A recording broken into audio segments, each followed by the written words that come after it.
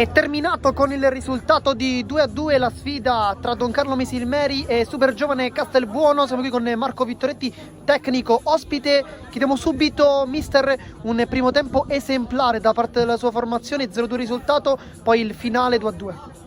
No, oggi siamo venuti qua a fare una bella partita, abbiamo fatto un ottimo primo tempo che ci ha portato in vantaggio di 2-0. Poi il secondo tempo loro sono usciti un po' fuori, come è normale che fosse, perché comunque sono la squadra di casa.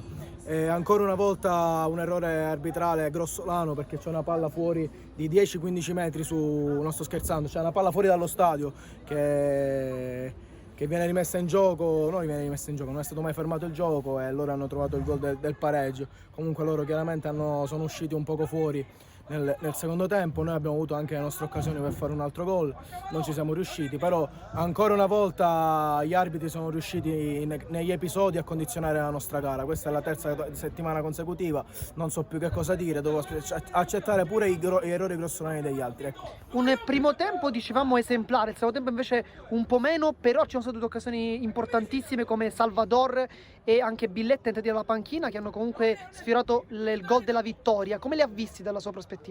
No, Zummo ha fatto il suo mestiere, l'ha fatto anche alla grande, perché ha fatto una grande parata su Salvatori.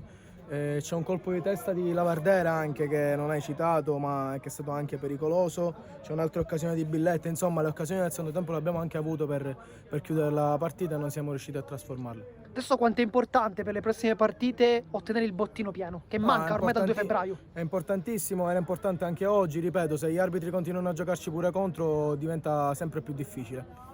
Adesso invece diamo uno sguardo alla prossima partita contro il San Giorgio Piano, un'altra corazzata di questo campionato.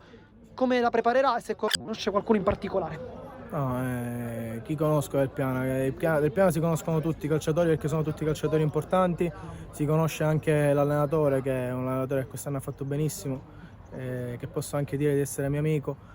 Una squadra forte, una squadra importante, speriamo di fare comunque una partita importante e cercare di portare a casa il bottino pieno.